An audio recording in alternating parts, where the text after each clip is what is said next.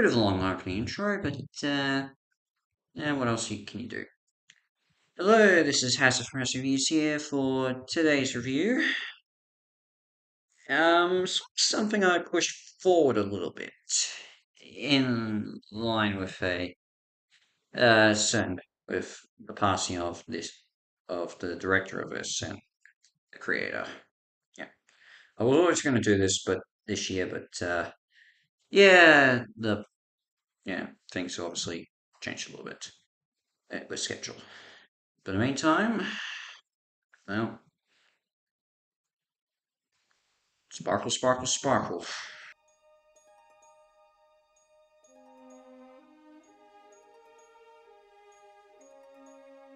Yeah, this is gonna get very, very interesting, this review.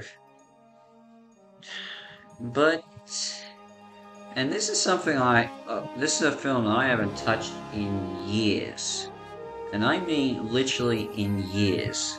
Like when I was 4 years old. And on the odd chance I'd see clips of it and, see reviews from other people. And every, and it just, and honestly, the more I looked at those reviews, I was like, yeah, I can agree, but what do I even remember? And look, I'm going to be honest, as much as I should be, I should pretty much say this, is that growing up, I was a huge Thomas the Tank Engine fan.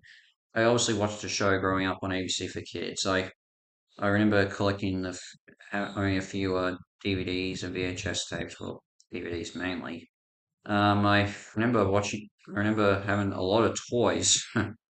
Trust me, I'm sure pretty much everyone had a Thomas the Tank Engine and train set toy for growing up. And, anytime I go to the library and borrow stuff, I'll borrow Thomas the Tank Engine stuff.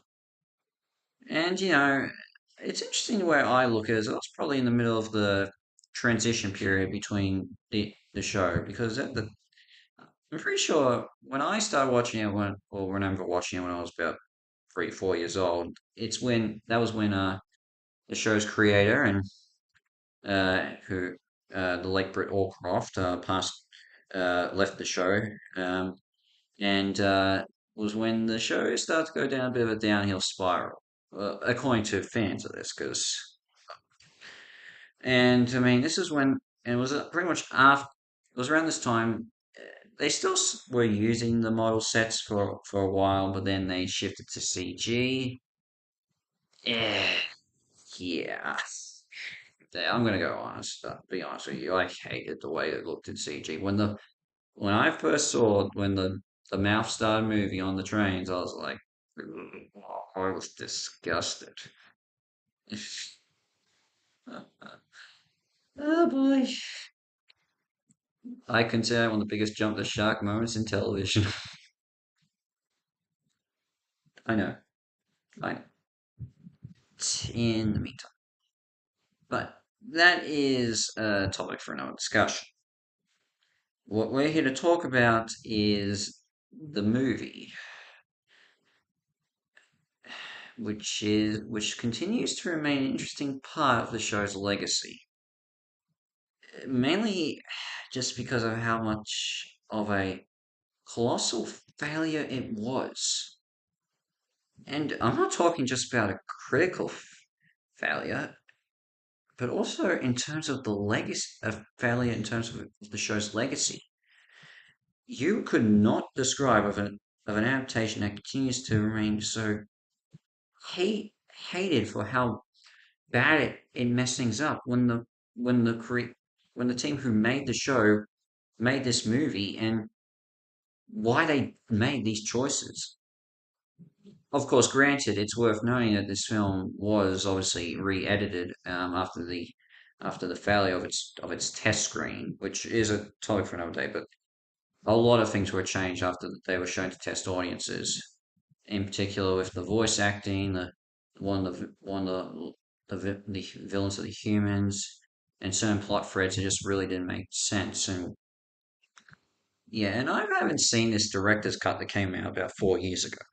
I mean, I know a bit of it, and I've seen a bit of the odd footage from, as I said, other people's reviews. But yeah, this is just. I'll talk a little bit about it later. But when I first saw it, I was 4 years old. Did I think that? Hmm. I did not. I don't think I even. I had no idea what to think of it. Yeah, I'm being honest. I literally don't. I don't think this film just flew way over my head. I was like, I could not understand what the choices they made. It was just insane. And look, I guess I'll go over a bit of it as I get on with it, but well, let's just get off the plot actually. So on the island of Sodor, Thomas and his friends are still doing their regular thing, carrying, moving around the train tracks, all, and it seems to be that things are going right well on the island of Sodor.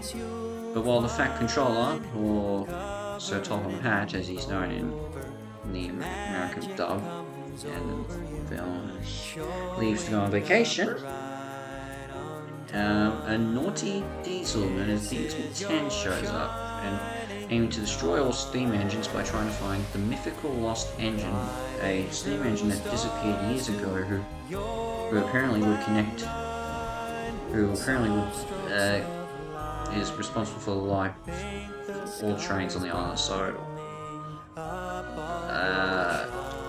wait, what? Anyway, moving on. And is also responsible for being able to bridge the travel between both the island of Solidor and the town of Shining Time. What is Shining Time? Well, Shining Time, for those who are the Americans, was the show that would show the Thomas the Tank Engine episodes in its early years. Um, it was like its own. The Tank Engines episodes would be sprinkled in here and there in the show. We sprinkle in the show to teach morals and just to be told by stories, mainly by the man who would travel between the two places, known as Mr. Conductor, and in, and income. And in this case, Mr. Conductor is played by Alec Baldwin. He arrives on the island of Sodor to take care of business while the Fat Controller's away. I'm not referring to Mr. Top Hat. Not going to do that. I know him as the Fat Controller. I'm staying by that. And and as he settles into his task, and after encountering Diesel out of nowhere, he discovers that his gold dust, which he uses to travel between the island of Sodor and Shining Time, has run out, and must try and find it while avoiding Diesel's grasp. Elsewhere on Shining Time, we see a depressed train engineer, I think, known as Bernard Stone, depressed over how he can't bring to life a steam engine that he's taken care of, known as Lady. But at the same time, his granddaughter arrives to keep him company over the summer, and ends up finding a portal that leads to the island of Sodor with the help of Mr. Conductor's cousin, Junior. And she is able to work out what enough, believing that her grandfather might know how to fix things, heads back to Shine Time to find him and bring him to the island of Sodor, and rescue the beloved train. Did you get that? Yeah, did you really understand that? Because the story is so complicated. I mean, too complicated for a children's film. It's so strange that it's so complicated. And to go into what this film was originally supposed to be, of the director's cut, which is 3 hours. 3 hours this film was going to be. I find that unbelievable that he could do that with a film based on Thomas the Tank Engine. In fact, actually, here's the big issue. Thomas doesn't really play any role in this. I mean, the movie's named after him. It's set in the same world. but he barely plays a part in it. All he does is collect Mr. Conductor, bring Lily back to Shining Time, and help a bit with the climax against in defeating the naughty Diesel 10. It's it's so strange, you know.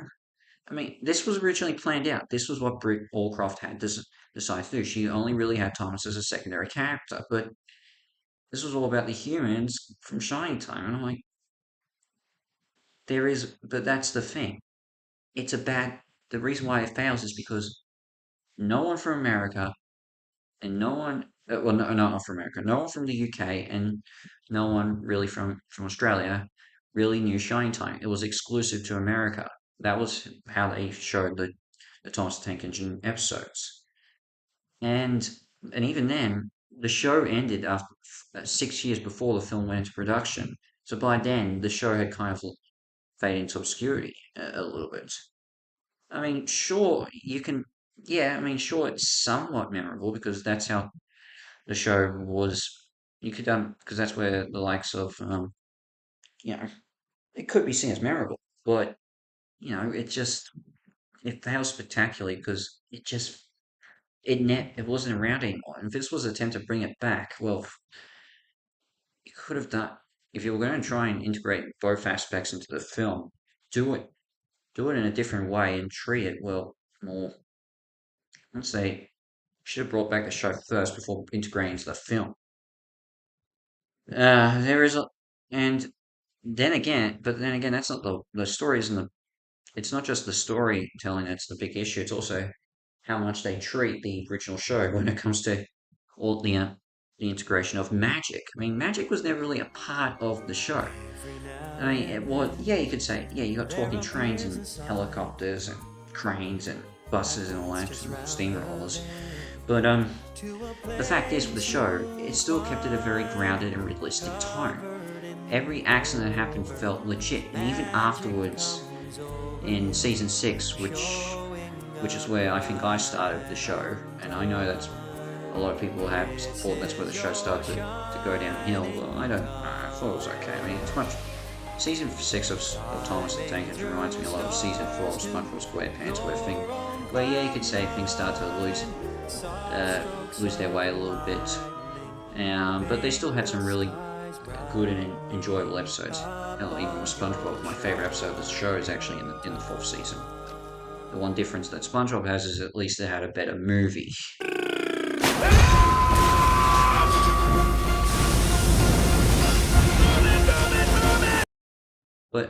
But with that said, the fact that you've got magic that plays a real part in this, and how magic is all you need, and how these trains are alive, and how they travel between magic time, and the fact you've got telephone flowers, just is a smack in the face to what people love about the show. It's not needed. It's completely stupid. Yeah, it's so strange. And, and when it comes to the dialogue, even with a script, and how the script just throws it in there is just boring, stupid. You know, even including the infamous fourth wall break scene. I mean, with Alec Baldwin facing the camera. Yeah. Did you put all this here for me? But you must have known that I was coming. How kind of you. Oh, I'm at the windmill. Now that's what I call a perfect landing. Yeah, you get the picture. But, I mean, he does say the audience will help him in the opening of the film when he's narrating it, but that's just a really bad fourth way of integrating things. I mean, it makes no sense. This isn't Bonnie the Dinosaur. This isn't anything but with that said, let's just get on to one of the other big issues of the film. The acting, in particular the human characters. I mean, of the 3 main actors, it is easy to pick apart with them, and often it's tough to decide who is the worst of these actors. Everyone has their own thoughts on it. But well, I have some things to say. The one that obviously gets picked on the most is Alec Baldwin as Mr. Conductor, and the thing is to keep in mind with Baldwin is the fact that at the time he was the US narrator for the show. It makes sense for him to be here, and you can tell from the way he's talked about his time working on the show in interviews and his autobiography, also when he wrote about his autobiography and even he really did enjoy doing this and even here you can tell he loves being here. He's giving it his best shot. He's trying to respect the show that he's been a part of.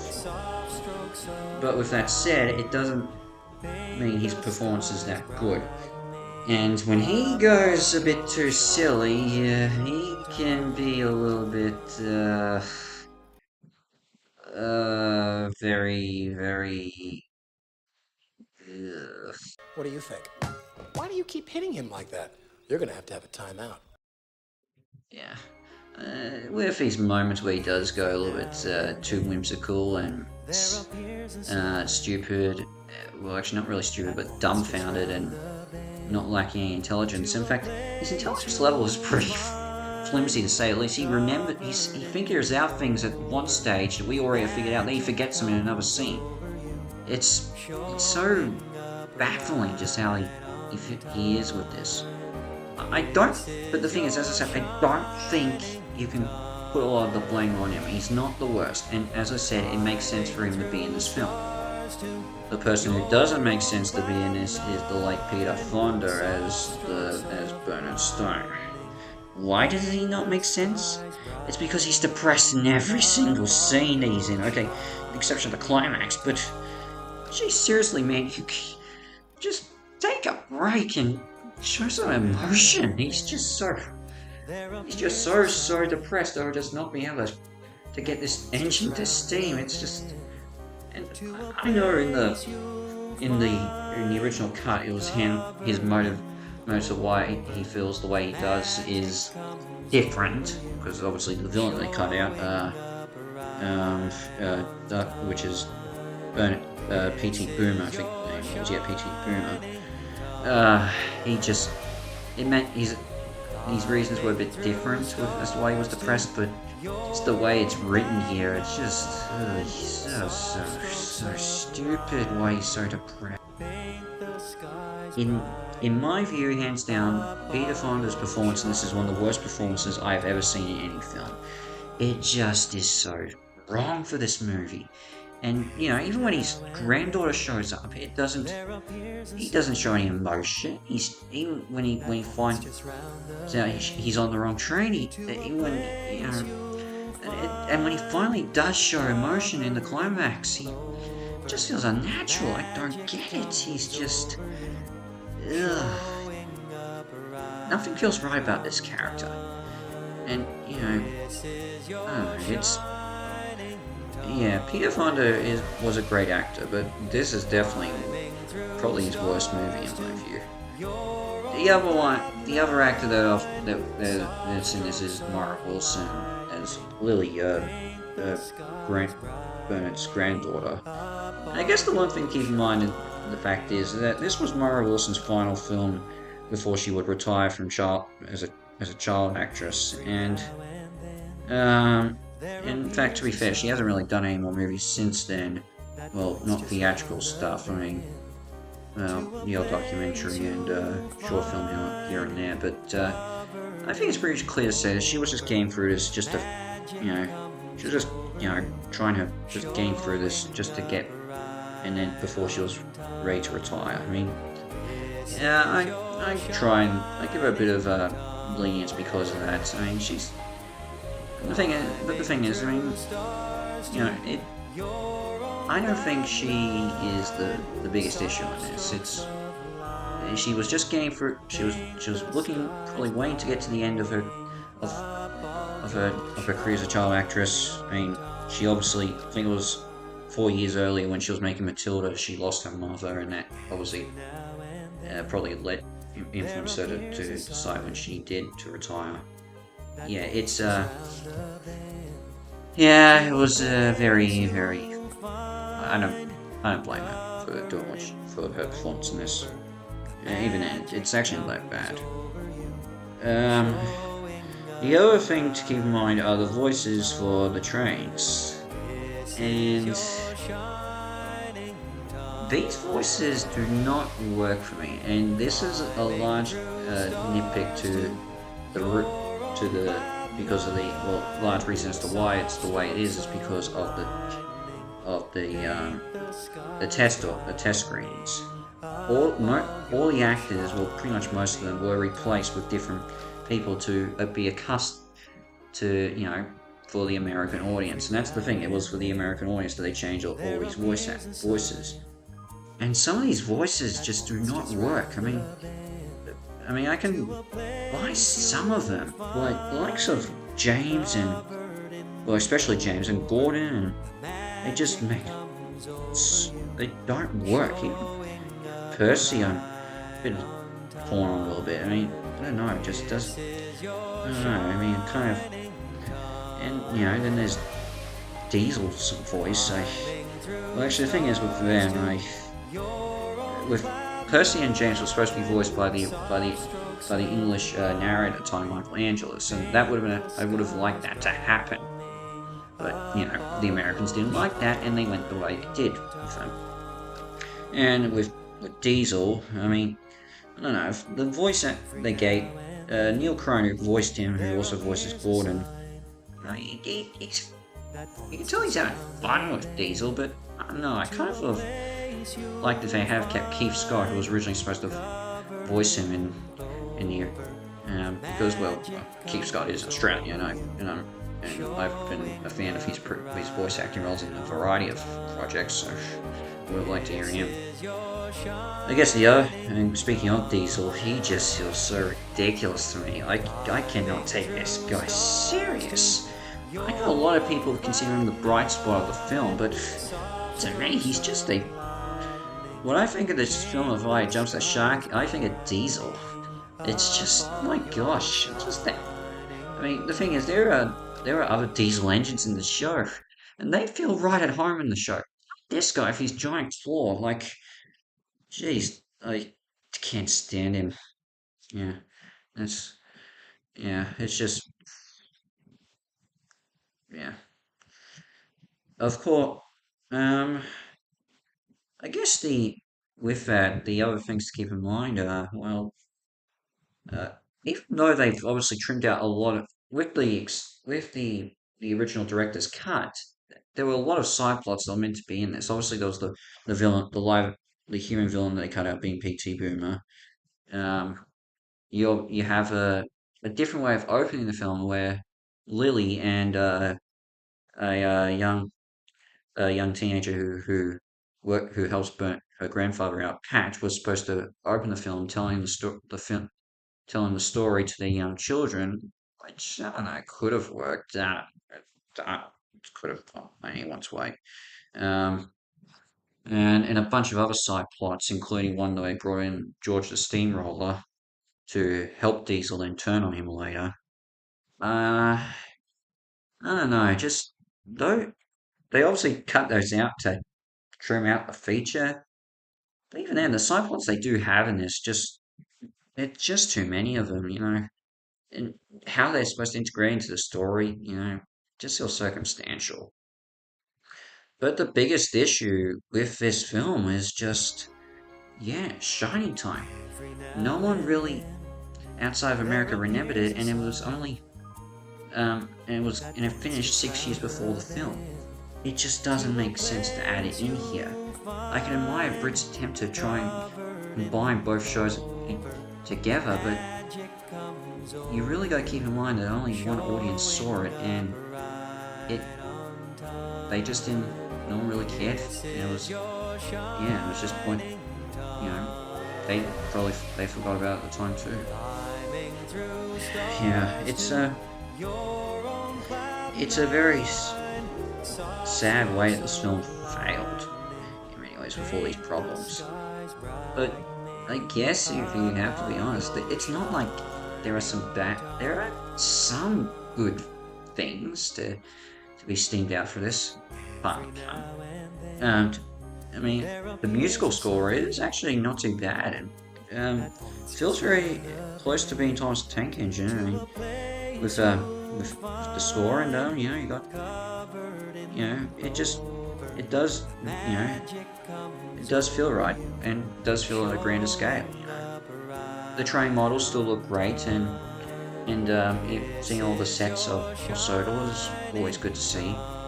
All those people who reviewed the film when it came out, who complained that the mouths don't move, that was part of its charm, and I'm glad they still did that. I mean, although I gotta say, when they started moving, as I said before, when they started moving, when the trains became CG and the lifts started to move, that's when they really lost their way.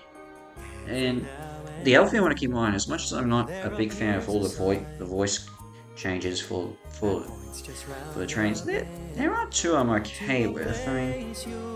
I one thing I should mention. I mean, even though I do wish that I was a little bit disappointed for John Bellis, who was cast by Brit personally after a chance meeting. I don't mind Eddie Glenn's performance as him. It isn't too bad. I mean, when I first watched it, I was probably jumped. It felt a little. It was obviously a little bit of a shock to me because obviously I grew up with Michael Angelos' narration, so to hear someone else play Thomas was a little bit.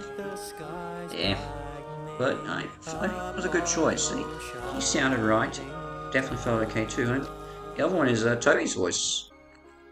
I don't remember the name, but it was actually not too bad. Those two voices sounded right for these characters. But then again, that was really about it. The way it's. And the thing is, I mean, when I look at how this film was supposed to be, I mean, you've obviously, even looking at this, they were going to have Angela's voice some of the character, voice Percy and James. They had Baldwin as Mr. Conductor. What I would have liked is if they had brought back some of the other actors that they had for the show. I mean, I would have liked, from what I've seen from his own narration, I would have liked George Carlin to show up as maybe as the voice of Gordon. I think he would have been a good choice. I would have liked Ringo Starr to show up, maybe have him play as for the Fat Controller. Even and I don't know, what didn't Pierce Brosnan do some specials around the time too for Thomas the Tank Engine? Wouldn't have minded if he showed up. But yeah, but you can only wish that you got that with this film because there's just so much missed potential with this, and it's it's kind of strange that this failed so spectacularly, and it all came down to one choice. And maybe things could have been better if Brit's original vision came true. I mean, yeah, it would have probably angered a lot of people with how little the tank or how little the train engines played in the film, but maybe it could have had something. I don't know. It's but when it comes to but and but the thing is, it still would have been a disappointment. I mean, with all the fans of the show of who would have been with little kids and all that, they probably wish that it would have still infuriated them because that's the market this is made for. This was for children, preschoolers. So yeah, it doesn't appease to anyone. And the thing is, this is still, in my view, this is one of the most forgettable films I've ever watched. I mean, when I think of movies that adapted shows that I used to watch, I mean, I can barely remember anything of this film. And, I mean, and as I said, there's nothing memorable. I mean, you look at other films on shows I used to watch as a child and how memorable they can be. Oh, no, no, no, no, no. We're not bringing that up. We're not playing that part. It's not happening. Not happening. So as I was saying, it's compared to other films of shows I used to watch as a kid. It's nothing that compares to. There's nothing really to compare. it's not as memorable as other things can be. And when you think of other things that, yeah, they can be a lot handled better in many different. Wait, Hal, wait! I told you not to play that. All right. I should have guessed that was going to show up. I mean, what? Come on, there's got to be other stuff I talked about that of shows I've actually reviewed as a watched as a kid and reviewed later as a film. This is it, DigiPals. In a few Yeah. seconds, the Oh, doors hey, will hey, open. hey! That's not a film. That was a short that got tacked onto a film.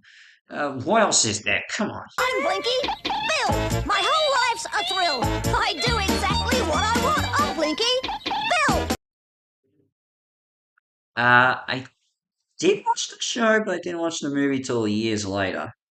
In fact, even then, probably didn't. I probably wasn't. Yeah, that show was off the ABC at that point. Um, what else? Quack, duck, quack.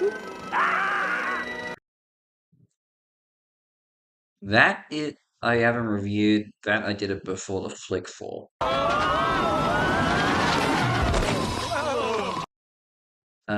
Same with that. Though I have done a few of their Christmas specials. Yeah, boy, yeah, yeah. But anyway, with this film, it's an easily a 2.5 out of 10 has stars. I can't defend this film, and there's not with the odd brief little good things in it, but that's really bad. They're really brief. It's not. There's nothing really much I can say that can change. That's different from anyone else. It was a failure, and it still is probably one of the biggest failures around. But I admit it was. I am glad I finally gave it a second chance to watch. Because as I said, I barely remember anything from my initial viewing all these from 21 years ago. But, you know, maybe that's for the best. Maybe but who knows how disappointed I could have been if I saw this when I was older. A little bit older, like maybe when I was 6, it could have really been a major, you know, I don't know what to say. But yeah, it's unfortunate. And I guess the big thing to keep in mind is because of how bad it failed, it led to Brittle Croft resigning from her film company and leaving the show, which obviously led to its dip in quality. I mean, I'm sure the show had its bright spots here and there in the CG era, where, as I said, that's where I basically stopped. Giving it really caring. But you know, I mean, I think I can honestly, I do think maybe I will one day give a shot of the director's cut, but I'm not too sure when. Honestly, I don't think the director's cut even been released in Australia, but never know if the Blu-ray's out here and there. But only time will tell. But I think the one thing I will state with this, as much as her attempt to bring the Thomas the Tank Engine to the big screen failed, I still have mad respect for the late Britta Allcroft. She successfully brought the books that Britain loved to the TV screen and did them in a very respectful and very elegant way. And a lot of people are glad for her dedication to do it. May she rest in peace. So yeah, at least and I'm glad that she was what she accomplished too. For the meantime, House of Masterpieces is out, and I shall see you for my next review. Ciao.